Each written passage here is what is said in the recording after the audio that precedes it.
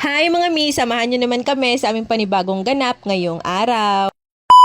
Eto at galing nga pala ako sa palengke at namili ako ng mga pang-stock na ulam namin. Ako na lang din yung pumunta doon kasi napakahirap mamalengke kapag may mga kasamang bata. Eto at inasikaso ko na rin agad itong mga pinamili ko kasi kailangan na din niyang ipasok sa refrigerator. Pero una ko na muna hinugasan itong mga prutas para sa mga bata. Patuyuin ko pa din kasi muna yan bago ko yan ilagay sa ref. Pero hindi ko talaga makakalimutan itong mga prutas para sa mga bata. Mas okay na to kaysa sa mga junk food at sa mga artificial na juice. Eto at ayan lang din talaga yung binili kong gulay kasi ayan lang din talaga yung madalas na ginagamit ko na gulay dito sa bahay. Yun na lang talaga at pumasok nga yung sahod ko sa TikTok at eto nakapamili nga ako para pang stock na ang mga ulam namin dun sa ref. Yung laman din kasi ng freezer namin, puro lang yun ang mga Virginia products tapos yelo. Nung pumasok talaga yung sahod ko sa TikTok, sabi ko sa asawa ko na pupunta ako ng palengke at bibili ako ng mga pang stock na ulam namin. Pero hindi din naman pwede mga processed food palagi yung papakain ko sa mga anak ko, diba? Din talaga sa nakakapagpa-excite sa akin yung mamamalengke ka para sa mga pang stock nyo na ulam. Tapos bawas stress na rin sa pag-iisip palagi kung ano naman ba yung uulamin sa araw-araw. Pero worth it din talaga yung pag-utang namin ng refrigerator. Tuan ko na palagi yung mga anak ko ng mga ulam na gusto nila. Halos hindi na nga rin kami bumibili ng lutong ulam palagi lalo na sa umaga. Ganitong restocking napapanood ko lang to dati at pinapangarap ko lang. Naranasan ko na din yung ganitong restocking. Hindi man siya bongga, hindi ko man mapuno-puno yung ref namin pero sobrang saya ko na talaga. Patuloy pa rin magsusumikap na maranasan ko rin yung mapuno yung ref namin gayon kasi sino ba naman yung ayaw na mapuno yung ref, diba? Anyway, eto nga pala mga manok na hinati ko sa apat ay mga pangsahog ko lang yan. Kung itatanong nyo din naman kung magkano ang nagastos ko, lahat ng yan ay mga nasa 1,400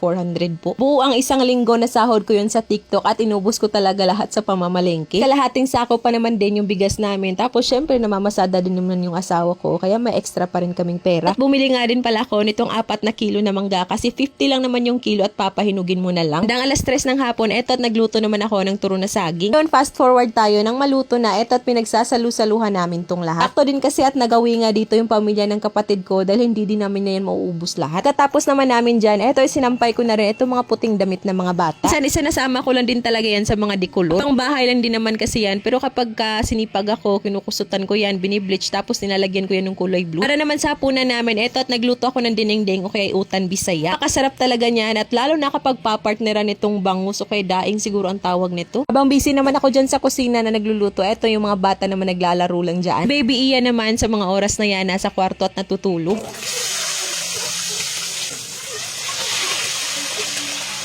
Kisabay na din ako sa pagkain nila Ate Megan at Kuya Zaiden kasi sobrang natatakab din talaga ako sa ulam namin. Yung kambal naman namin, nauna ko na silang pakainin kanina. Na talaga pa inintay yung asawa ko para sabay kaming kamain kasi grabe sobrang sarap ng ulam namin at ang dami ko din talaga naubos na kanin niya. All time favorite ko din kasi yung sabaw ng dinengdeng o kaya utan bisaya lalong lalo na yung mga bata na ako. Napakadami nilang nakakain na kanin. Higo pa nga nila yung sabaw lalo na kapag kaluto ko talaga. Yung mga mi, tara at kain tayo.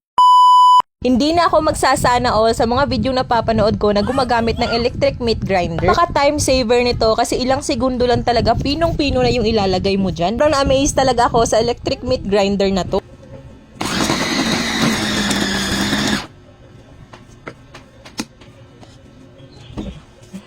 Gabi ha, dali ah.